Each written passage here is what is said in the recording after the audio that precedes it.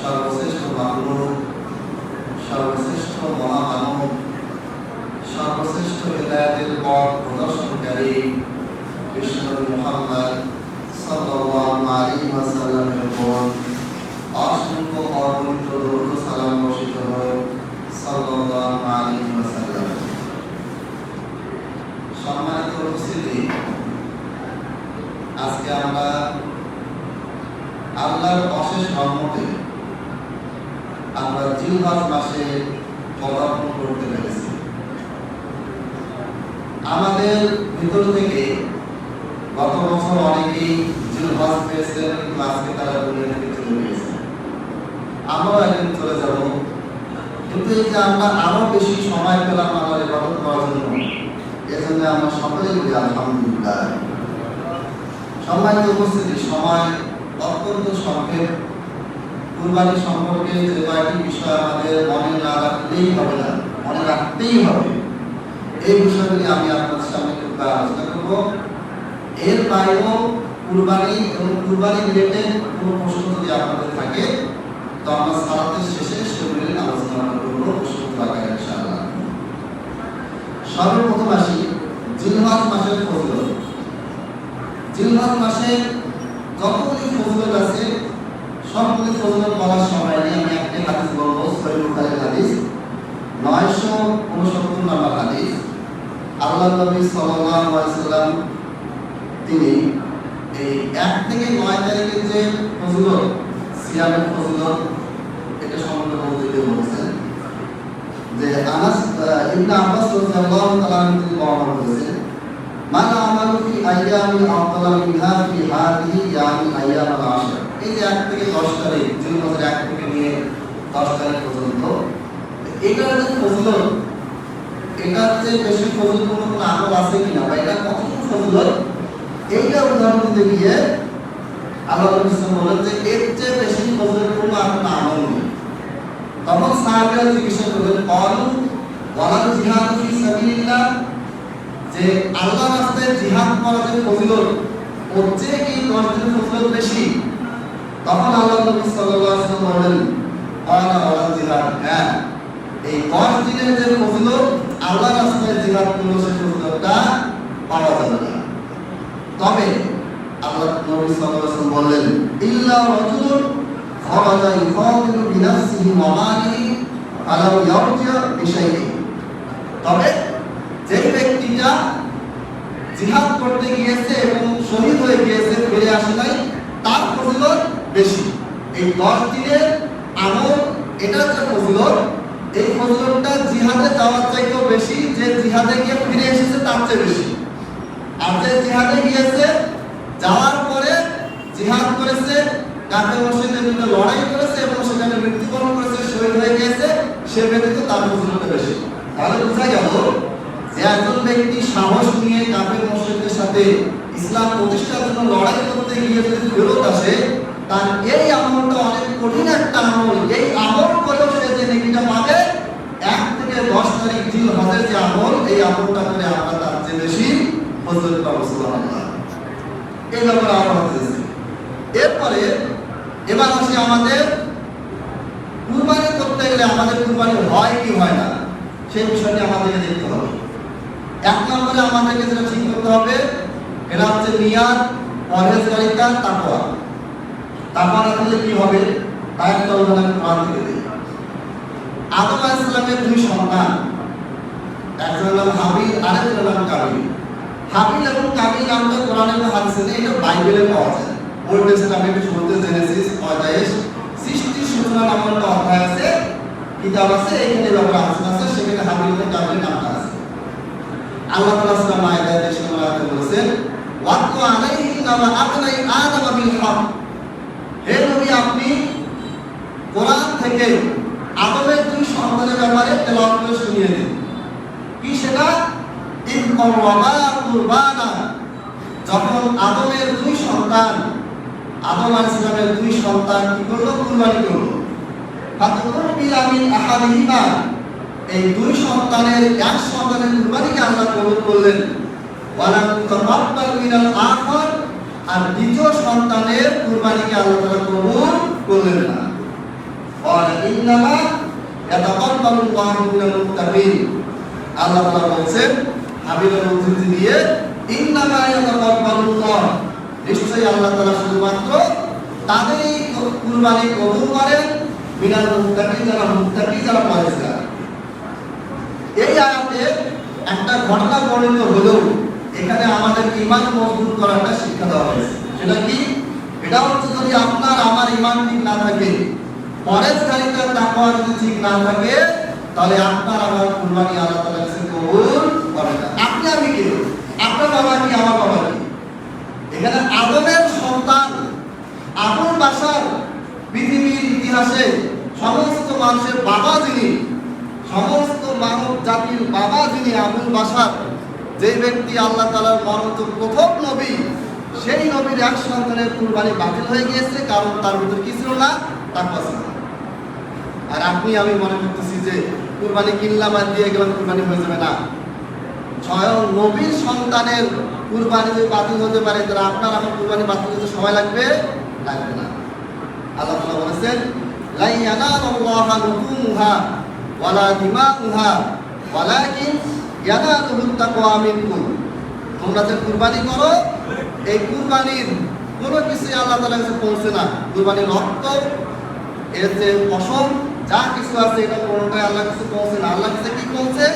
ওয়ালাকিন ইয়ানালুহুত তাকওয়া মিনকুম, বরং তোমাদের ভিতরে যে তাকওয়া আছে, এটাই আল্লাহ তাআলার কাছে পৌঁছে। এখন আপনি কি করলেন? 50 লাখ টাকা দিয়ে সবচেয়ে বড় গরু নিয়ে আসলেন, ফেসবুকে পোস্ট দিলেন, আমাদের এলাকায় কেন পুরো জেলাতে সবচেয়ে বড়, সবচেয়ে দামি কুরবানিটা আমি কিনে আনছি। পুরো একবারে ফেসবুক, ইউটিউব, সংবাদপত্রে সব জায়গায় প্রচারিত হয়ে গেল যে হবিগঞ্জের ইনাদগঞ্জে একজন ব্যক্তি বা অমুক জেলা অমুক একজন ব্যক্তি এত বড় কুরবানি কিনেছে, যে গরুর চাইতে বড় গরু বাংলাদেশে আর নাই। এই যে আপনি প্রচার করলেন ভোল পিটিয়ে, এটাতে কি বোঝা গেল? যে আপনার নিয়াত ঠিক নাই। আপনার কুরবানি দেওয়ার উদ্দেশ্য কি হয়ে গেল? যে এটা হচ্ছে মানুষ দেখুক আমার কেমন টাকা পয়সা আছে।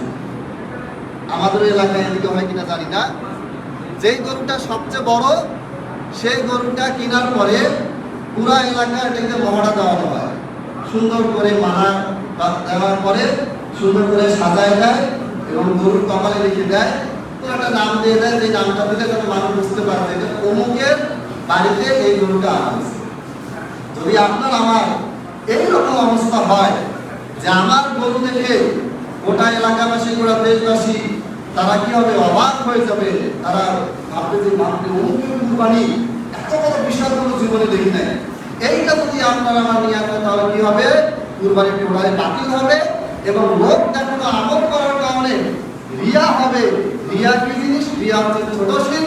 আপনার এই আমলটা আল্লাহর জন্য না হয়ে কি হয়ে যাবে? এই আমলটা টোটালি বাতিল হয়ে যাবে, নষ্ট হয়ে যাবে। অতএব কুরবানি করলেন, কুরবানির জন্য টাকা পয়সা জমা করলেন, সব কিছু করলেন, কুরবানির মাংস গরিবদের মাঝে বিতরণ করলেন, সব কিছু করার পরেও আপনার আমার কুরবানি ধ্বংস হয়ে যেতে পারে শুধুমাত্র বিষয়ের কারণে তাকওয়া এবং সঠিক নিয়াত না থাকার কারণে। হাদিসে তো বারবার বলা হয়েছে, ইন্নামাল আমালু বিন্নিয়াত, সমস্ত নিয়াত আমল কিসের উপর নির্ভরশীল? সমস্ত আমল আপনার নিয়াতের উপর নির্ভরশীল। আপনি যদি কোনো কাজ, আপনি হজ করলেন, হজ করার উদ্দেশ্য কি ছিল? মানুষ আমাকে হাজী সাহেব বলবে, মানুষ আমাকে দেখে বলবে যে না, ওই লোকের টাকা আছে। হজ করে আসার পরে আমার একটা আলাদা প্রতিপত্তি এলাকায় তৈরি হবে। সারা জীবনে যা করে গেছি, যত আমল করেছি, যত সরকারি কর্মসূচি করছি, এক হজ করে সব কিছুকে আমি মুছে ফেলবো। এইরকম নিয়াতে যদি কেউ হজ করে, এইরকম নিয়াতে কেউ যদি সালাত আদায় করে, এইরকম নিয়াতে যদি কেউ দাড়ি টুপি পরে, এইরকম নিয়াতে যদি কেউ লোক টাকা মতন মসজিদে যায়, এইরকম নিয়াতে যদি কোরআনের হাফেজ হয়, এইরকম নিয়াতে কেউ যদি আলেম হয়, এক কথায় আল্লাহকে সন্তুষ্টি না করে অন্য কোনো উদ্দেশ্য যে কোনো আমল আপনি আমি যদি করি, তাহলে কি হবে? এটা রিয়া, শুধু শিরক হয়ে যাবে, গুনাহ হবে, নেকির পরিবর্তে কি হবে? জাহান্নাম হবে। আল্লাহ তাআলা বলছেন, ওয়াকাদিমনা ইলা মা আমিলু মিন আমাল, এরপরে আমি তাদের আমলের দিকে অগ্রসর হব। কিয়ামতের দিন আপনার আমার আমলের দিকে আল্লাহ তাআলা অগ্রসর হবেন। ফাজাআলনাহু হাবাআন মানসুরা, এরপর আল্লাহ তাআলা আপনার আমার আমলগুলো কি করবেন? বিক্ষিপ্ত ধুলার ন্যায় তিনি নিক্ষিপ্ত করে দেবেন বাতাসে, আপনার ধুলার নাই আপনার আমলগুলি কি হবে, আসতে থাকবে। কারণ কি ছিল, আপনারা আমার আমল করেছি, অনেক আমল করেছি, 5 ওয়াক্ত সালাত জামাতে আদায় করছি, দান দক্ষিণা করছি, সেজদা দিতে দিতে কপালে একবারে দাগ পড়ে গেছে, কিন্তু এই আমলটা আল্লাহ বাতিল করে দেবেন কেন? কারণ এই আমলটা আল্লাহ তাআলার কাছে সঠিকভাবে গৃহীত হয় নাই। এই আমলটা আপনি আমি করেছি আল্লাহ তাআলার সন্তুষ্টির জন্য নয়, বরং অন্য কোনো উদ্দেশ্যে। এখন আপনি স্কুলে ভর্তি হন নাই, বোর্ড পরীক্ষায় আপনি রেজিস্ট্রেশন করেন নাই, না করে আপনি দিনরাত 24 ঘন্টা বাইরে পড়ছেন, পড়তে সমস্ত এসএসসি যত সাজেশন গাইড যা আছে পড়ে আপনার হাফেজ হয়ে গেছে। এরপর আপনি বাড়িতে সুন্দর করে 3 ঘন্টায় বসে পরীক্ষা দিলেন। এই পরীক্ষা কি বোর্ডে যাবে, আর বোর্ড থেকে কি আপনি ক্লাসের কোনো সার্টিফিকেট পাবেন? পাবেন না। কারণ ওই যে রেজিস্ট্রেশন, ভর্তি, মেইন যে কাজটা ফর্ম পূরণ, এটাই আপনি করেন। তাহলে আপনি যখন মুসলমান হলেন, আপনি যখন একটা আমল করছেন, ইবাদত করছেন, এই ইবাদতটা কার জন্য, কার সন্তুষ্টির জন্য, এটাই যখন আপনি ঠিক মতন পূরণ করতে পারলেন না, তখন আপনার সারা জীবনে যত আমল আছে ওই বাড়িতে বসে বসে পরীক্ষা দেওয়ার মতো কি হয়ে যাবে, বাতিল হয়ে যাবে। যতই ভালো লেখেন, যতই একবারে গোল্ডেন এ প্লাস বলতে লেখেন না কেন, এই লেখা কখনোই বোর্ড গ্রহণ করবে না। তাহলে আমাদের আজকের যে মাসলা আছে, তাদের প্রথম নাম্বার মাসলা হচ্ছে, সর্বপ্রথম আপনাকে ঠিক করতে হবে আপনি কুরবানি কেন দিচ্ছেন। কুরবান মানে আল্লাহ তাআলার সন্তুষ্টি অর্জন করা। কুরবান মানে আল্লাহ তাআলার সন্তুষ্টি অর্জন করে আপনার আমার পাপগুলোকে মোচন করা। কুরবানি মানে আল্লাহ তাআলাকে সন্তুষ্ট করে আপনার আমার জান্নাতে যাওয়ার পথ সহজ করা। এখন একটা তো লোক দেখানোর কাজ বললাম, আরেকটা কাজ কি করি আমরা, টাকা পয়সা আছে কিন্তু কুরবানিতে মন চাচ্ছে না, গরু কুরবানি করে 40,000 50,000 খরচ করবো না, এটা রেখে দেই, এটা আমি কোনো একটা কাজে ব্যবহার করবো, দুনিয়াতে কোনো একটা কাজে ব্যবহার করবো, কুরবানিতে মন চাচ্ছে না। এখন পরে চিন্তা করলাম যে যদি কুরবানি না দেই, মুসলিম কমিউনিটিতে আছে চারপাশে মুসলমান, সবাই কুরবানি দিচ্ছে, আমি কুরবানি না দিলে কেমন দেখায়? আমি যদি কুরবানি না দেই, আমার বাচ্চারা এসে বলবে যে কি ব্যাপার আপু, সবাই কুরবানি দিচ্ছে, তুমি দাও নাই, এটা কেমন লাগতেছে? আমার সমাজে স্ট্যান্ডার্ডের সাথে আমি কি করতে পারতেছি না, মিশতে পারতেছি না, একটু খাপ ছাড়া হয়ে যাচ্ছে, না কুরবানিটা দিয়ে দিই। এটাও যদি হয়, তাহলে এই কুরবানি হিসেবে আল্লাহ কবুল করবেন না। স্বয়ং নবী তার সন্তান শুধুমাত্র নিয়াত ঠিক না থাকার কারণে, তার ভিতরে তাকওয়া পরহেজগারিতা না থাকার কারণে তার কুরবানি বাতিল হয়ে গেল। সেখানে আপনি আমাদের তো বাবা নবীর তো দূরে থাক, সাহাবীও হতে পারেন না, তাবিও হতে পারেন না, আমরা সাধারণ মানুষ, আমাদের খুব সতর্কতার সাথে একেবারে তাকওয়া পরহেজগারিতার সাথেই কেবলমাত্র আমাদের আমলটা আল্লাহ তাআলার কাছে দিতে হবে। 2 নম্বর মাসলা, কুরবানিতে যে প্রশ্নটা আমাদের বিশেষ করে আমাদের মাঝে খুব বেশি প্রচলিত, সেটা হচ্ছে যে আপনি যখন কুরবানি করবেন, একই পশু দিয়ে আকিকা হবে কিনা। মানে আপনি একটা গরু আনলেন, চিন্তা করলেন যে যদি আমি গরুটা জবাই করি, এখানে অনেক মাংস হবে, একটাতে আমি একই সাথে কি করব, কুরবানির নিয়ত জবাই করব, প্লাস আমার ছেলে হয়েছে, ছেলের যে আকিকা ওর নিয়ত আমি একই পশু জবাই করব, এটা হবে কিনা। এটা নিয়ে মাসলা অনেক বক্তব্য আছে, এবং এক পক্ষ বলেছেন যে এটা করা জায়েজ। জায়েজ কি? দলিল কি? দলিল হচ্ছে মুসনাদ আহমদে আছে, আবার আবু দাউদে আছে। হাদিসটা হচ্ছে যে আল্লাহ নবী সাল্লাল্লাহু আলাইহি ওয়াসাল্লাম বলেছেন যে তোমাদের ভিতরে কেউ যদি নুসুক করতে চায়, নুসুক মানে কুরবানি, তোমাদের মধ্যে কেউ যদি কুরবানি করতে চায়, তোমাদের যদি কোনো সন্তান জন্মায়, সন্তান জন্মানোর পর যদি কুরবানি করতে চায়, তাহলে ছেলে হলে 2টা ছাগল বা ভেড়া কিংবা এই জাতীয়, আর মেয়ে হলে 1টা। এই হাদিসটা মুসনাদে আহমদে আছে। হাদিসের বক্তব্য স্পষ্ট, তোমাদের কোন সন্তান যদি কি হয়, জন্মগ্রহণ করে, তাহলে ছেলে হলে 2টা ছাগল, মেয়ে হলে 1টা ছাগল। স্পষ্ট বোঝা যাচ্ছে যে এটা ঈদুল আজহার কুরবানির সাথে রিলেটেড না। এটা কিসের সাথে রিলেটেড? হাদিসটা সহি। এটা কিসের সাথে রিলেটেড? আকিকার সাথে রিলেটেড।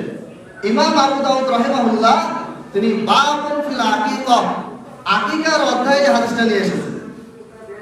স্পষ্ট হবে যে হাদিসটা আকিকার অধ্যায়ে বর্ণিত হয়েছে। এই হাদিসটাকে আমাদের মধ্যে কিছু আলেম জোর করে টেনে হিসেবে ঈদুল আজহার কুরবানিতে ছেড়ে দিয়েছে। এটা আসলে কখনোই আকিকা এবং কুরবানি একত্র হওয়ার দলিল নয়। এই মর্মে যতগুলি দলিল দেওয়া হয় তার মধ্যে এটাই হচ্ছে সবচেয়ে শক্তিশালী শক্তিশালী সনদের দিক থেকে শক্তিশালী হাদিস, সবচেয়ে শক্তিশালী হাদিসের এই অবস্থা। স্পষ্ট বলা আছে, তোমাদের কোনো সন্তান যদি জন্মগ্রহণ করে, ছেলে হলে 2টা ছাগল, মেয়ে হলে 1টা ছাগল। তাহলে কি ঈদুল আজহা কুরবানি বুঝাইছে, জিলহজ বুঝাইছে? বুঝায় না, একদম স্পষ্ট। অথচ এইটাকে দলিল বানিয়ে আমাদের সামনে বারবার উপস্থাপন করা হচ্ছে যে না, কুরবানি এবং আকিকা একই পোষিত হবে, এই হাদিস আছে তার দলিল। সম্মানিত উপস্থিতি, এই হাদিসটা কখনোই কুরবানি এবং আকিকা একত্রে হওয়া দলিল নয়, তার প্রমাণ এই হাদিসটা নিজেই। কারণ এই হাদিসে কি বলা আছে, মা মিন মাউলুদিন ইউলাদু, যখন কোনো সন্তান জন্মগ্রহণ করে, ঈদুল আজহা কি সবারই সন্তান জন্ম করার বিষয় নাকি? না, ঈদুল আজহার কুরবানির সাথে কোনো সম্পর্ক নাই। এর সম্পর্ক কিসের সাথে? আকিকার সাথে। এই আকিকার কথা কোথায় আছে? ওই হাদিসে বলা আছে। বাবুল আকিকা মুহাদ্দিসরা অনুচ্ছেদ দিয়ে এসেছেন যে আকিকার অধ্যায় হাদিসে এটা, অর্থাৎ ছেলে হলে 2টা, মেয়ে হলে 1টা ছাগল কুরবানি করতে হবে। এটা কি? এটা হচ্ছে আকিকার হাদিস। কুরবানি মানে কিন্তু সন্তুষ্টি অর্জন করা। এই কুরবানি বিভিন্ন ক্ষেত্রে হতে পারে, কিন্তু আদর্শ হতে পারে। আকিকাতে যে ছাগলটা জবাই করতেছে ওটা কিন্তু কুরবানি, যেহেতু ওটাও কুরবানি আর এটাও কুরবানি, 2 কুরবানিকে এক করে ফেলা হয়েছে। অথচ 2 কুরবানি কখনোই এক নয়। ঈদুল আজহার কুরবানি আলাদা জিনিস, আর অন্য সময় আকিকা করা, ছাগল কুরবানি করা, এটা আলাদা জিনিস। এখন কেউ যদি মনে করে যে আমি একসাথে জোহর ও আসর 8 রাকাত নামাজ এক ওয়াক্ত পড়ব, হবে নাকি? বা আমি ফজর বেলা উঠবো, দিনের বেলা ব্যস্ত, সময় নাই, 2 রাকাত, 4 রাকাত, 4 রাকাত, 3 রাকাত, 4 রাকাত, মানে 5 ওয়াক্ত যতগুলো ফরজ আছে সব জমা করে একবারে এক সালামে পড়ব, হবে নাকি? হবে না, কারণ সব তো আলাদা ইবাদত। অনুরূপভাবে আকিকা আলাদা ইবাদত, কুরবানি আলাদা ইবাদত। আলাদা আলাদা 2টা ইবাদতকে এক জায়গায় জমা করলে কখনো সেটা গ্রহণযোগ্য হবে না, কবুল হবে না। এমনকি ইমাম আবু হানিফা রাহিমাহুল্লাহ তার জীবদ্দশায় তিনি কখনোই ফতোয়া দেন না। ইমাম আবু হানিফা রাহিমাহুল্লাহর অধীনে 40 জন ব্যক্তি, 40 জন ছাত্র, 40 জন গবেষককে নিয়ে হানাফি আলেমরা দাবি করেন যে তিনি একটা ফিকহ কমিটি গঠন করেছিলেন। এইখানে 83,000 মাসআলা লেখা হয়েছিল। ওই 83,000 মাসআলার মধ্যেও এইরকম কোনো মাসআলা ইমাম আবু হানিফা রাহিমাহুল্লাহ থেকে প্রমাণিত নাই যে তিনি বলেছেন যে একটা পশুতে কুরবানি আকিকা আসতে হবে। ইমাম আবু হানিফা রাহিমাহুল্লাহর ছাত্র ইমাম আবু ইউসুফ, যিনি ডান হাত, আবু হানিফা রাহিমাহুল্লাহ সবচেয়ে কাছের নিকটের ছাত্র, ইমাম আবু ইউসুফ রাহিমাহুল্লাহ তিনি অনেক বড় মুহাদ্দিস ছিলেন, তিনিও তার জীবদ্দশায় এইরকম কোনো মাসআলা বর্ণনা করেন নাই। পরবর্তী কিতাবে ওনাদের নামে বর্ণনা করা হয়েছে, যে ওনারা বর্ণনা করেছেন, বলা হয়ে থাকে, কে বলেছেন সেটা প্রমাণ না। বাকি 3 মাসে এটা নাই। আর মুহাদ্দিসের যেগুলো কিতাব বুখারী, মুসলিম, তিরমিজি যদি পড়েন সেগুলোতে তো এটা পাওয়াই যায় না। এটা হচ্ছে 2 নম্বর মাসআলা। 3 নম্বর মাসআলা, কুরবানি দাতাকে অবশ্যই তাওহীদপন্থী সহিহ আকীদার হতে হবে। আপনি এখন আল্লাহর নামে কুরবানি করেন, আবার দরগায় গিয়ে পীরের নামে কুরবানি করেন, এই আকীদা যদি থাকে আপনার কুরবানি গ্রহণ হবে না, কোনো আমলই গ্রহণ হবে না। শুধু কুরবানি না, যদি কোনো ব্যক্তি আল্লাহর নামে জবাই করে, আবার আল্লাহ ছাড়া অন্য কারোর নামে, পীরের নামে, হুজুরের নামে, খতিবের নামে বা বাবার নামে, অমুকের নামে, তমুকের নামে জবাই করে, তাহলে কি হবে? মান যাবাহা লিগাইরিল্লাহি ফাকাদ কাফার। তাহলে তার ওই কুরবানিটা, ওই জবাইটা কখনো কবুল হবে না। এখানে আল্লাহকে আর তাকে কি করা হলো? সমান করা হলো। আমি আল্লাহর নামে কুরবানি করলাম, আবার দরগায় গিয়ে পীরের নামে, পীরের সন্তোষের জন্য কবুল করলাম, জবাই করলাম, 2টা একই হয়ে গেল না? একই হয়ে গেল, শিরিক হয়ে যাবে, কুফর হয়ে যাবে। এবং হানাফি মাযহাবের যে বড় বড় কিতাব, যেগুলি আকীদা তাহাবী, ইবনে আবু ইসহাক হানাফি রাহিমাহুল্লাহ ব্যাখ্যা করেছেন, হানাফি মাযহাবের অনেক বড় ইমাম, তারা স্পষ্টভাবে গায়রুল্লাহর নামে জবাই করা এটা কি করেছেন? শিরিক বলে গেছেন, এটাকে নাজায়েজ হারাম করেছেন। অতএব আপনার আমার আকীদা যদি এরকম হয়, মাজারে গিয়ে সিজদা দেওয়া, আপনার আমার আকীদা যদি হয় যে কোনো কুফরি কথা লিখে তাবিজ ঝুলানো, তাহলে এই আকীদা নিয়ে দলিল প্রমাণ দেওয়ার পরেও আপনি যদি এই আকীদায় প্রতিষ্ঠিত থাকেন, তাহলে এই আকীদা নিয়ে আপনি কুরবানি করলে কুরবানি কবুল হবে না। শুধু কুরবানি না, নামাজও হবে না। আল্লাহ তাআলা বলেন নাই ফাজআলনাহু হাবাআন মানসুরা, অধিকাংশ এই আমাদের আমলগুলোকে আল্লাহ কি করবেন? একেবারে ধুলার মতন বিক্ষিপ্ত করে দেবেন। কেন? এই কারণে আমল আছে, তারপর আল্লাহ বলে দেবেন। আর আরো আয়াত হাদিস তো আছে। তাহলে যেটা আপনাকে করতে হবে 3 নম্বর মাসলা, 1 নম্বর হচ্ছে আপনার তাকওয়া পরিচয়টা ঠিক করতে হবে। 2 নম্বর কুরবানি করার সময় এখানে অন্য কোনো মাসলা অন্য কোনো বিষয় ঢোকানো যাবে না, জাস্ট কুরবানি। আবার অনেকেই কাউকে একজন ভাই জিজ্ঞেস করেছিলেন যে আমি কুরবানি করব, কুরবানিও করব, আবার মৃত বাবার পক্ষ থেকেও কুরবানি, দুটো একসাথে হবে কিনা? মানে আল্লাহ তাআলা একটা ইবাদত দিয়েছেন, ওটাকে একটু সহজভাবে করলেই হয়। এখান থেকে কিছু লাগানো, ওইখান থেকে কিছু লাগানো, এটা জোড়া দেওয়া, ওটা জোড়া দেওয়া, মানে অর্থনৈতিক চিন্তা ভাবনা চলে আসছে যে একটা কাজ করবো, অল্প খরচ হবে, সব ইবাদত হয়ে যাবে। কি দরকার? আপনার টাকা নিয়ে আপনি করেন না। আপনার যদি টাকা না থাকে কুরবানি করেন না, যখন টাকা হবে করবেন। অথবা আপনি ধার করে টাকা কুরবানি করতে পারেন, যদি ধারটা শোধ করতে পারেন, না করতে পারলে ধার করার প্রয়োজন নেই। কিন্তু এত বুদ্ধি কেন মাথায়? এটা করবো, ওটা করবো, এটা সাথে এটা লাগাবো, এটা সাথে লাগাবো, এটা পাওয়া যাবে না। ইহুদিদের স্বভাব ছিল এটা। ইহুদিদের বলা হতো শনিবারে মাছ ধরবে না। তাহলে ওরা প্ল্যান করলো কিন্তু শনিবারে মাছ ধরবে ঠিক আছে, তবে শনিবারে মাছ যখন সাইডে আসবে তখন কি করবো? আটকাই দেবো। রবিবারে মাছ ধরবো। আল্লাহকে বলতেছে আল্লাহ শনিবারে তোমার মাছ ধরি নাই, আমি মাছগুলো আটকাই দিছি, রবিবারে আমরা ধরছি। তাদের এই চুক্তি, এই শয়তানি বদমাশি আল্লাহ কবুল করেন নাই, এবং এই কারণে আল্লাহ তাআলা তাদের উপর রাগান্বিত হয়েছে, তারা মাহজুব গজবপ্রাপ্ত হয়ে গেছে। তারপরে বলা হলো শুয়োরের চর্বি হারাম। এখন ইহুদিরা বলছে শুয়োরের চর্বি হারাম, সমস্যা না, আমরা চর্বি খাবো না, চর্বি গলায় তেল মানে তেলটা খাবো, তেলটা ব্যবহার করবো। এটা হচ্ছে তাদের হিলা বাহানা। ইমাম বুখারী রাহিমাহুল্লাহ সহিহ বুখারীতে কিতাবুল রিয়াল বাহানা অধ্যায় নামে একটা অধ্যায় রেখেছেন। কারণ আপনি সহিহ আকীদা, আপনি নিজেকে আহলে হাদিস বলেন, সালাফি বলেন, হানাফি বলেন, মালিকি, শাফিঈ, হাম্বলি যাই বলেন না কেন, এই রকম কূটনৈতিক আশ্রয়ে যদি আল্লাহকে বুঝ দিতে যান, আল্লাহ তো ঠিকই বুঝবেন, আপনার কি হবে? সবকিছু বাতিল হয়ে যাবে। ওয়ামা ইউমিনু আকসারুহুম বিল্লাহি ইল্লা হুম মুশরিকুন। অধিকাংশ মানুষ ঈমান আনার পরেও কাফের মুশরিক হয়ে থাকে, আল্লাহ বলেছেন। এগুলো কারণ সবকিছু ঠিক আছে, 5 ওয়াক্ত নামাজ পড়তেছেন, কুরবানি করতেছেন, সব আমার ঠিক আছে, কিন্তু এই সঠিকের সাথে একটা ভেজাল মেশাচ্ছেন, 2 নম্বরে মিশাচ্ছেন, একটার সাথে একটা মিশাচ্ছেন, মিশ্রণ করতে করতে কি হয়ে যাচ্ছে? আমার আমলটা বাতিল হয়ে যাচ্ছে। অতএব কুরবানি মাসলার ভিতরে সর্বপ্রথম আপনাকে এই জিনিসটা মাথায় রাখতে হবে যে 100% বিশুদ্ধ আকীদা, বিশুদ্ধ নিয়ত এবং রাসূলের তরিকায় যদি আপনার কুরবানি না হয়, এই কুরবানি কি হয়ে যাবে? বাতিল তো হবে, উল্টা আপনার গুনাহ হবে। কুরবানি বাতিল হয়েছে, গুনাহ মানে এগুলো না, কুরবানি বাতিল হয়েছে, আবার আপনার ঘাড়ে কি হবে? আপনার গুনাহ আল্লাহর পক্ষ থেকে রাখা হবে। সম্মানিত উপস্থিতি, এরপর আসি 4 নম্বর মাসলা।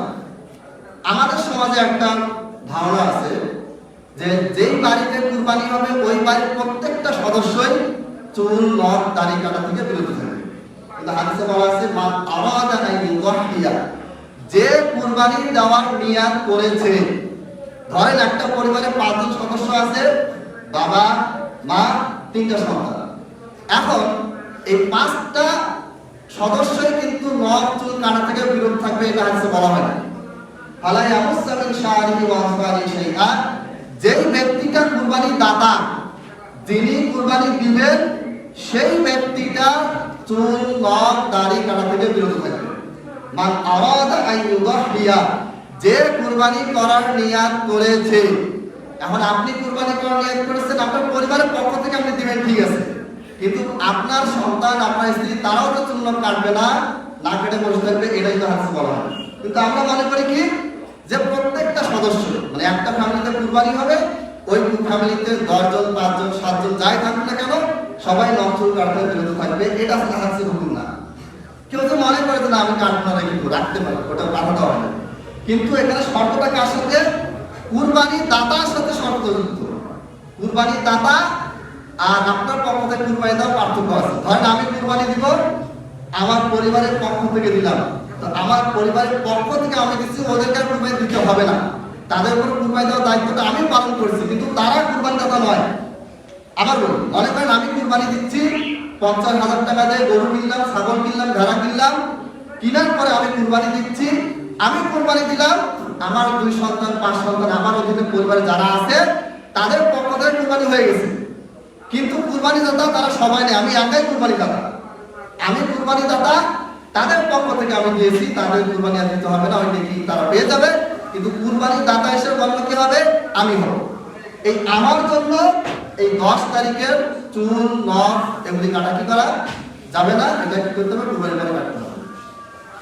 5 নম্বর মাসলা, খুব কমন একটা মাসলা।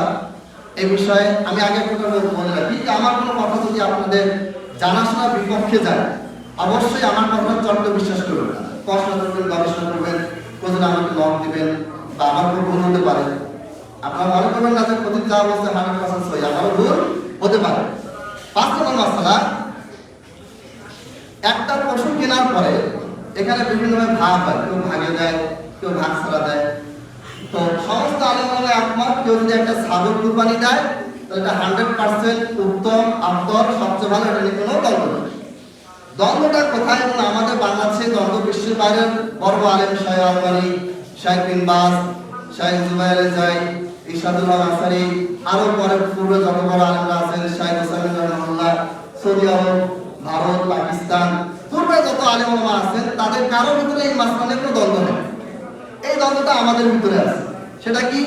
সেটা হচ্ছে একটা গরু কিনলাম, এখন সফরে 7 ভাগ দিব, বাড়িতে 7 ভাগ দিলে হবে কিনা, এটা নিয়ে একটু দ্বন্দ্ব আছে। আমি খোলাসা করতেছি, আমি আগে করে রাখতেছি যে এটা একটা পেকি মাসলা। এই মাসলায় কঠোর হবেন না। কেউ যদি ভাগ দিতে না চায় দিবে না, কেউ যদি দিতে চায় দিতে পারে, কঠোর হওয়া যাবে না। আর আমার এই কথাটা বা কথাটা যদি কারো কাছে ভুল মনে হয় অবশ্যই আমাকে জানাবেন। তো বিষয়টা কি? বিষয়টা হচ্ছে যে কিছু আলেম তারা মনে করেন যে 7 ভাগের কুরবানিটা এটা কার সাথে খাস? সফরের সাথে। সফরে গেলেন সেখানে আপনি 7 ভাগ দিবেন, আর বাড়িতে থাকা অবস্থায় আপনি 7 ভাগের কুরবানি দিবেন না। কিছু আলেম এটা মনে করেন। আবার কিছু আলেম মনে করেন যে না, এটা সফরে দিতে পারবেন, বাড়িতেও দিতে পারবেন। এখন আমার মতটা কি? আমার মত হচ্ছে আপনি 2 জায়গাতেই 7 ভাগে চাইলে দিতে পারেন। কারণটা হচ্ছে যখন আমরা তায়াম্মুম করি, তায়াম্মুমের হাদিসটা কোথায় এসেছে? এটা কিন্তু সফরের হাদিস। সফরে তায়াম্মুমের বিধান নাযিল হয়েছে, কিন্তু আমরা তায়াম্মুমকে সব জায়গায় করি, সফরের সাথে খাস করি। 2 নাম্বার, যখন আমরা উপরে উঠি তখন আল্লাহু আকবার বলি, নিচে নামি সুবহানাল্লাহ বলি। সহিহ বুখারীতে আছে হাদিসটা, এটাও সফরের হাদিস। আমরা কিন্তু এই দোয়াটাকে সফরের সাথে খাস করি না, যে সফরে গেলে উপরে ওঠার সময় আল্লাহু আকবার বলবেন, নামার সময় সুবহানাল্লাহ বলবেন। এটা কিন্তু আমরা ওই সময় খাস করি না। এরপরে বাড়িতে গরু কুরবানি করার যে হাদিস, বাড়িতে গরু নবী কুরবানি করেছেন কোন হাদিস পাওয়া যায় না। একটা পাওয়া যায় ইবনে মাজাহ, সেটা তো দুর্বলতা আছে সমাজে। তার মানে আল্লাহ নবী সাল্লাল্লাহু আলাইহি সাল্লাম 7 ভাগে গরু এবং 10 ভাগে উট তিনি বাড়িতে করেছেন, সফরও করেছেন কুরবানি। কিন্তু গরু তিনি বাড়িতে করেছেন কোন হাদিস পাওয়া যায় না। কোথায় হাদিস পাওয়া গেল? ওই যে সফরের হাদিস, যেখানে 7 ভাগের কথা আছে, ওইখানে গরুর কথা আছে। এর বাইরে বাড়িতে আল্লাহ নবী সাল্লাল্লাহু আলাইহি সাল্লাম শুধুমাত্র একটা গরু, একটা ভাগ দিয়ে একটা গরু কুরবানি করেছেন, এরকম কোনো সহিহ হাদিস পাওয়া যায় না। এখন যদি আমি মনে করি যে সফরে 7 ভাগ আমি দিব, বাড়িতে দিব না, তাহলে আমাকে সফরে গরু কুরবানি করতে হবে, বাড়িতে গরু কুরবানি করা যাবে না। কারণ গরুর কথাটা কথা আছে, বাকারা শব্দটা কথা আছে, সফরের হাদিসে আছে। এটা এই বাড়িতে কুরবানির সময় কিন্তু এই শব্দটা নেই। অতএব যদি আমি এভাবে ভাগ করে দেই তাহলে কিন্তু আমার সামনে এই প্রশ্নগুলি দাঁড়াচ্ছে। আর যদি ভাগ না করি তাহলে কোনো ঝামেলা নেই, এবং ভাগ না করাটাই ভালো। এটাই পূর্ব থেকে চলে আসছে। পূর্বের সমস্ত আলেম ওলামা, সাহাবী, তাবেঈন, তাবেঈন, ইমাম বুখারী বলেন, ইমাম মুসলিম বলেন, ইবনে হাজার আসকালী বলেন, শাইখুল ইসলাম ইবনে তাইমিয়া রাহিমাহুল্লাহ রাজু ফতোয়াতে এই কিতাবুল আযাহি কুরবানি নিয়ে বিস্তারিত আলোচনা করেছেন, লম্বা আলোচনা করেছেন। তিনি কোথাও এই কথা বলেন নাই যে 7 ভাগে সফরে কুরবানি করবেন, বাড়িতে করবেন না। আপনার ইচ্ছা, আপনি চাইলে দিতে পারেন, কিন্তু কেউ যদি দেয় তাকে নিষেধ করবেন না। আর ফিকি মাসলা, উপশরীরের মাসলা না। এটাকে কেন্দ্র করে আমাদের এলাকাতে মারামারি বন্ধ হয়েছে। আনাসের ভিতরে কি বললাম, মানুষ বলতো না, আন্দাজ উল্টাপাল্টা রাগ করে যায়, কিংবা সব ভাগ দিছে, দরকার নেই, আমি ওর সাথে কোনো সম্পর্ক রাখবো না, এরকম অবস্থা। আসলে এরকম কোনো বিষয়ই না, খুবই সিম্পল স্বাভাবিক একটা বিষয়। আপনি যদি বাড়িতে 7 ভাগে কুরবানি দিতে চান দিতে পারবেন, যদি আপনি একা দিতে চান তাও আপনি দিতে পারবেন। 6 নম্বর মাসলা, আপনি যে পশুটা কুরবানি করবেন এই পশুটা কত বছর বয়স হলে দিতে পারবেন? আকিকার ক্ষেত্রে এরকম কোনো শর্ত নেই, বা অন্যান্য ক্ষেত্রে যদি আপনি একটা গরু জবাই করে যদি আপনি সদকা হিসেবে দিতে চান তাহলে দান করে দিবেন, এই ক্ষেত্রে কোনো বয়সের সময়সীমা নেই। কিন্তু কুরবানির ক্ষেত্রে একটা নির্দিষ্ট সময়সীমা, কিছু শর্ত দেওয়া আছে। কি শর্ত? 1 নম্বর শর্ত হচ্ছে যে গরুটা যে ছাগলটা আপনি কুরবানি করবেন এটা মুসিন্না হতে হবে। মুসিন্না কি জিনিস? মুসিন্না হচ্ছে প্রথমে যে দাঁত গজায়, দুধ দাঁত, এটা ভেঙে যখন আবার দাঁত গজায়, ওই দ্বিতীয়বার যে দাঁত গজাবে যেটা পড়ে যায় না, যেটাকে বলে প্রাপ্তবয়স্ক দাঁত, এইটা হওয়ার পরে ওই পশুটা আপনি কুরবানি করবেন। বয়স এখানে বলে লাভ হবে না, কারণ এক এক জাতের গরু এক এক বয়সে দাঁত উঠবে, এক এক জাতের ছাগল এক এক বয়সে দাঁত উঠে, যেমন 6 মাস, 8 মাস, 1 বছর, 2 বছর, এইভাবে করে বছরের কোনো যদি আপনি সীমাবদ্ধ দেন তাহলে মিলবে না। কারণ ফ্রিজিয়ান গরুর ওদের দাঁত ভেঙে এক সময় দাঁত উঠে, শাহিওয়াল গরুর ওদের দাঁত ভেঙে দাঁত উঠে আরেক সময়, ছাগলের আবার আরেক সময় হয়। মানে বয়সটা দিলে মিলবে না, শর্ত একটাই, হাদিসে বয়সের কথা নাই, হাদিসে ডাইরেক্ট শর্ত দেওয়া হয়েছে যে প্রথমে যে দাঁত জন্মের সময় যে দাঁতটা থেকে প্রথমে যেটা উঠে এটা ভেঙে যখন প্রাপ্তবয়স্ক হওয়ার যে দাঁতটা ওটা উঠবে, তখন আপনি কি করবেন? এই ছাগলটা দিয়ে বা এই গরুটা দুম্বা গরুটা দিয়ে কি করবেন? কুরবানি করবেন। বয়স যাই হোক না।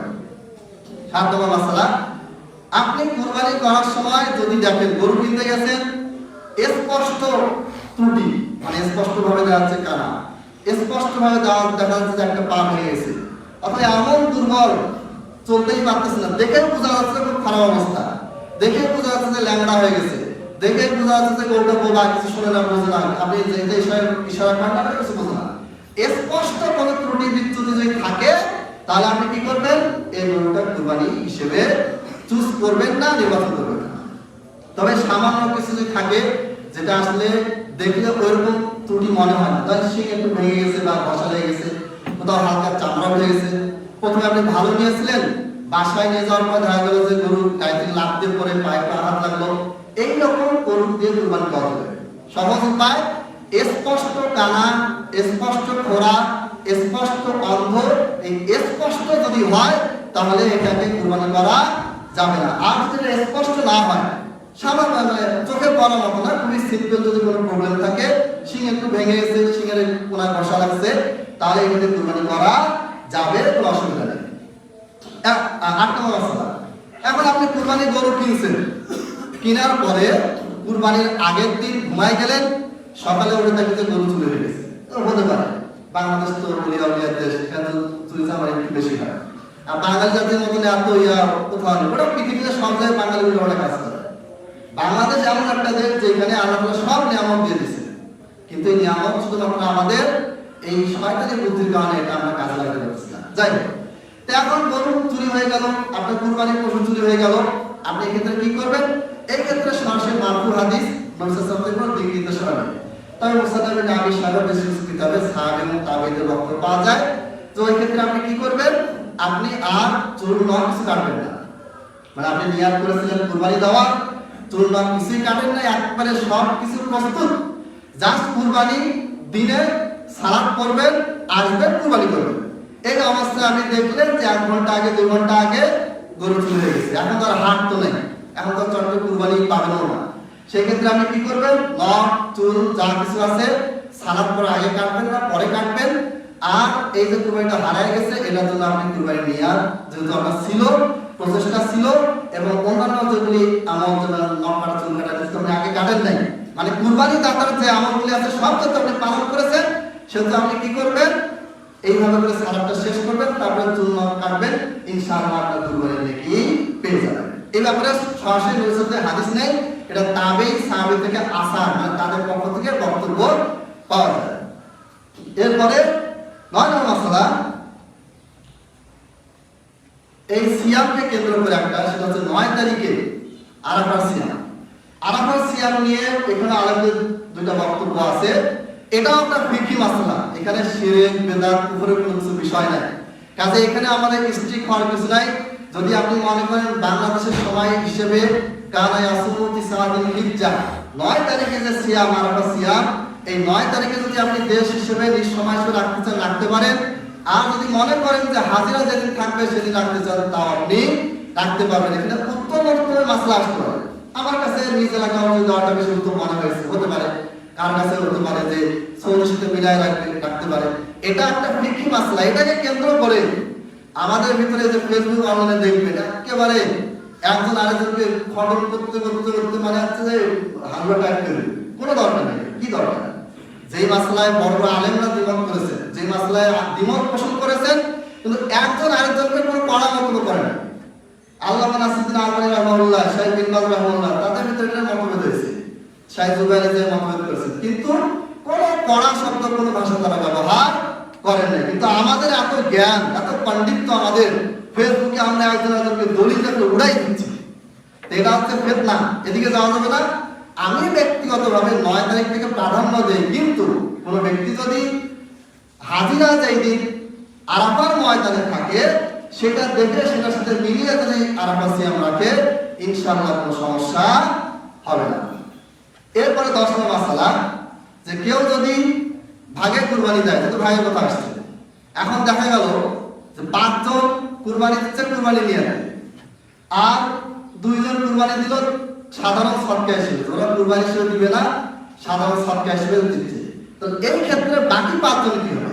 2 জন সাধারণ সদকা হিসেবে নিয়ত করছে, ওদেরটা সাধারণ সদকা হিসেবে কবুল হবে, কুরবানি হিসেবে কবুল হবে না।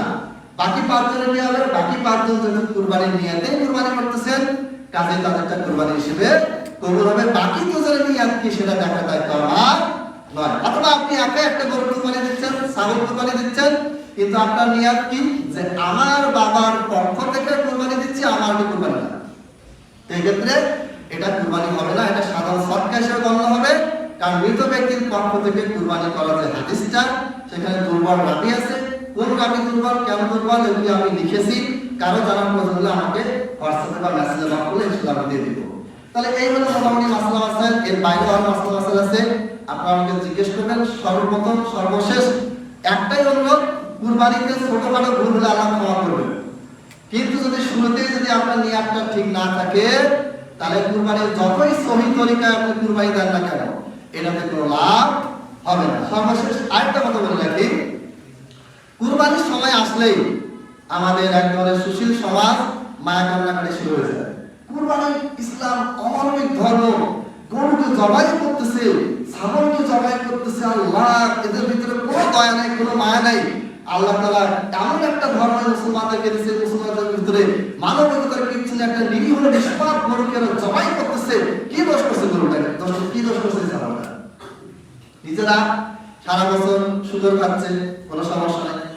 তারপরে অন্যান্য প্রাণীরা তাদের বাঁচছে, কেএফসি 24টা ঘন্টায় মুরগি খাচ্ছে, কোনো সমস্যা নেই।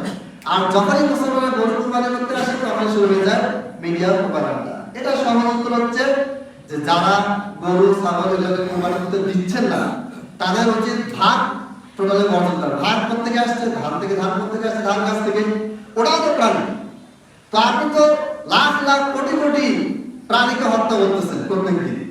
আপনি নিঃশ্বাস নিচ্ছেন, নিঃশ্বাসের সাথে এমন কিছু জীবাণু ভিতরে ঢোকার পরে ওগুলো নাকে আটকে গিয়ে মারা যায়। তা আপনি নিঃশ্বাস না করেন, তো আপনি তো অনেকগুলো প্রাণীকে হত্যা করবেন, নিঃশ্বাসটা বন্ধ করবেন। আসলে আমাদের প্রবলেমটা কি? আমাদের প্রবলেমটা হচ্ছে, ওরা আমরা বলতেছে, কিন্তু আমাদের প্রবলেমটা হচ্ছে আমাদের বিশেষ করে যারা নিউ জেনারেশন, স্কুল কলেজে যারা সমস্ত ছেলে ভাই বোন আছেন, তারা এই সমস্ত কথাগুলো প্রভাবিত হয়। এবং আমার ফ্রেন্ড লিস্টে অনেকে আছে যে জিজ্ঞেস করছে, ভাই কুরবানিটা কেন করতে হবে এইভাবে কষ্ট দিয়ে? ওই যে কথাগুলো শুনছে। অথচ কুরবানির সময় কিছু শর্ত আছে, যেই ছুরিটাতে ভালো মতো ধার দেওয়া নাই, এই ছুরি দিয়ে আপনি কি করতে পারবেন না, কুরবানি করতে পারবেন না, নিষেধ। এরপরে গরুর সামনে ওই একটা ছুরি কাঠায় ধার দেওয়া যাবে না, সে যেন বুঝতে না পারে। এরপরে গরুটাকে যে সময় আপনি শোয়াবেন, ছাগলটাকে শোয়াবেন, শোয়ানোর সময় সে ভয় পাবে, ঠিক আছে, কিন্তু প্রচন্ড ধার দেওয়া ধারালো অস্ত্র দিয়ে মাজরাত দাম, যেটাকে বলা হয় রক্ত চলাচলের মেইন যে রক, এইটা যখনই কেটে যাবে তখনই কিন্তু সে আর কোনো ব্যথা অনুভব করবে না। আপনি যখন দাঁত তুলতে যাবেন, ডাক্তার আপনাকে ইনজেকশন দিয়ে কি করে, জায়গাটা অবশ্যই দেয়, এবার দাঁতটা তুলে কোনো ব্যথা পাবে না।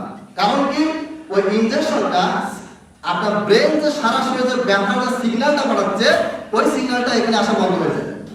ধরেন আপনার এখানে ডাক্তার অবশ্যই দিবে, তার অবশ্যই গেল, এখানে চিমটি কাটবেন, দেখবেন যে কিছু হচ্ছে না, কোনো ব্যথা পাচ্ছেন না। কেন ব্যথা পাচ্ছেন না? ব্রেন সিগন্যাল পাঠাচ্ছে না। ব্রেন যখন সিগন্যাল পাঠাবে না, তখন এখানে আপনি কাটেন আর ওই লোহা দিয়ে গুঁতা মারেন আর ছুরি দিয়ে গুঁতা মারেন, কিছু হবে না, আপনি কিছুতে পারবেন না, ক্ষতি হচ্ছে কিন্তু আপনি পারবেন না। তো যখনই এই যে মেইন ভেইন, যেটা জাগুলার ভেইন বলে, এই ভেইনটা যখনই কেটে ফেললো, তখনই সাথে সাথে এই গরু তার আর কোনো ব্যথা অনুভব হয় না। এমনকি এখানে ছুরিটা খুব ধারালো হওয়ার কারণে ছুরিটা যখনই টাচ করে সাথে সাথে কেটে যায়, সে ওই সময় কোনো ব্যথা অনুভব করে না। তাহলে ইসলাম এমন ভাবে আপনাকে আমাকে কুরবানি করতে বলেছে যাতে পশুর কোনো কষ্ট হয় না। অথচ আমরা যে বিভিন্ন ধর্মে দেখি এই ধরনের কোনো সিস্টেম নাই। ছাগলকে ডাইরেক্ট রাখে, এরপরে জোরে একটা কোপ মারে, কি হয়ে যায়, মারা যায়। এইরকম কোনো বিধান কুরবানিতে নেই। আপনি যদি গরুকে ডাইরেক্ট কোপ দিয়ে মারেন, কুরবানি হবে না, বাতিল।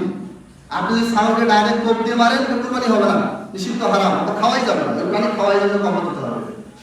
ইসলাম কি করলো? এমন একটা পদ্ধতি আপনাকে দিল, আমাকে দিল, যেখানে গরুর কোনো ক্ষতি হয় না। তাহলে হাত পা ছোড়াছুড়ি কেন করে? হাত পা ছোড়াছুড়ি করে কারণ প্রত্যেকটা রক্ত থেকে রক্তগুলো বের হয়ে আসে। যখন রক্তগুলো বের হয়ে আসে, রক্ত টান টান পড়ে, তখন হাত পা কি হয়, অটোমেটিক্যালি ছোড়াছুড়ি করতে থাকে। এটা তার শরীরে প্রাণ আছে, এই কারণে ছোড়াছুড়ি করে, তা না। এটা গরু ছাগল তো সে আগেই মারা গেছে, যখন এটা কাটা গেছে সাথে সাথে মারা গেছে। কেটে যাওয়ার কারণে এই যে ব্রেন থেকে সারা শরীরে যে ব্যথার যে সিগন্যালটা পাঠাবে, ওই সিগন্যালটা আর যাচ্ছে না, কারণ সিগন্যাল তো এদিক দিয়ে যাচ্ছে তাদের। সেই সিগন্যালের রাস্তাটা বন্ধ হয়ে গেছে। এরপরে আর কোনো ব্যথা লাগে না। আস্তে আস্তে কি হয়ে যায়, সমস্ত রক্ত থেকে রক্তগুলো বের হয়ে যায় এবং গরুর গোশতটা কি হয়ে যায়, পুষ্টিকর হয়ে যায়। কারণ এই রক্ত যদি না কাটেন, ডাইরেক্ট এখানে কোপ দিয়ে কাটেন, তাহলে কি হবে, রক্ত ঠিকমতো বের হবে না, মাংসের ভিতরে রক্ত ঢুকায় থাকবে এবং এই মাংসটা আস্তে আস্তে কি হয়ে যাবে, বিষাক্ত হয়ে যাবে। আধুনিক বিজ্ঞানের অনেক গবেষণা করছে, বৈজ্ঞানিক বক্তব্য এগুলো অনেক পাওয়া যায়। তাহলে এটা হচ্ছে আজকের খুতবার সারাংশ, আমি শেষ করে দিচ্ছি ইনশাআল্লাহ। এটা হচ্ছে 1 নম্বর, অবশ্যই নিয়ত ঠিক রাখতে হবে। 2 নম্বর, রাসূলুল্লাহ সাল্লাল্লাহু আলাইহি ওয়াসাল্লামের সহিহ তরিকা মোতাবেক করতে হবে। 3 নম্বর, রিয়া লোকটা কোনো কাজ করা যাবে না। এবং কুরবানির পশুর ক্ষেত্রে যাবতীয় সুন্নাহ নির্দেশিত পন্থা এটাকে অবলম্বন করতে হবে। আল্লাহ তাআলা আমাদেরকে সঠিক মুসলমান হওয়ার তৌফিক দান করুন, আমিন। আল্লাহ তাআলা আমাদেরকে আমাদের ঈমানকে সঠিকভাবে ঈমান গ্রহণ করা, সঠিকভাবে ঈমানের উপর থাকা এবং সঠিকভাবে ঈমানের উপর মৃত্যু হওয়ার তৌফিক দান করুন, আমিন। ওয়া আখিরু দাওয়ানা আলহামদুলিল্লাহি রাব্বিল আলামিন।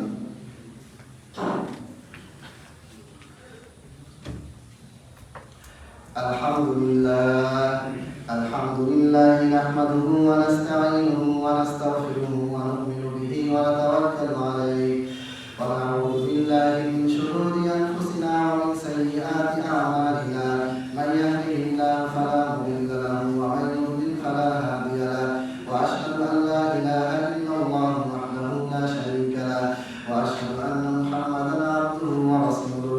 Allahumma salli 'ala Muhammadin wa 'ala ali Muhammadin kama sallaita 'ala Ibrahim wa 'ala ali Ibrahim innaka Hamidum Majid. Allahumma barik 'ala Muhammadin wa 'ala ali Muhammad kama barakta 'ala Ibrahim wa 'ala ali Ibrahim innaka Hamidum Majid. দুটো কথা বলতে ভুলে গেছি। একটা হচ্ছে যে যখন কুরবান করতে আসবেন বা মসজিদে আসবেন, প্রথম কাতার থেকে সিরিয়ালে সুন্দরভাবে দাঁড়াবেন। কারণ আমরা যদি মসজিদে যদি সিরিয়ালে দাঁড়াতে না পারি, তো জিহাদের ময়দানে সিরিয়ালে থাকবো কিভাবে, তখন পরে কথা। 2 নম্বর, দয়া করে খুব ভাষায় কথা বলবেন না। আপনাদের কথা বলছিলাম, খেয়াল করছি, এটা করবেন না, এটাতে আপনাদের এই কি হবে, গুনাহ হবে। আমার গুনাহ হবে না, পার্শ্ববাসী হবে না, আপনাদের গুনাহ হবে, যে কথা বলবেন। তো এটা খেয়াল রাখবেন ইনশাআল্লাহ। ربنا آتنا في الدنيا حسنة وفي الآخرة حسنة وقنا عذاب النار. ربنا ظلمنا أنفسنا وإن لم تغفر لنا وترحمنا لنكونن من الخاسرين. رب هب لي من الصالحين. رب هب لي من الصالحين. ربنا هب لنا من أزواجنا وذرياتنا قرة أعين واجعلنا للمتقين إماما. عباد الله رحمكم الله، إن الله يأمر بالعدل والإحسان وإيتاء ذي القربى وينهى عن الفحشاء والمنكر والبغي يعظكم لعلكم تذكرون. فاذكروني أذكركم واشكروا لي ولا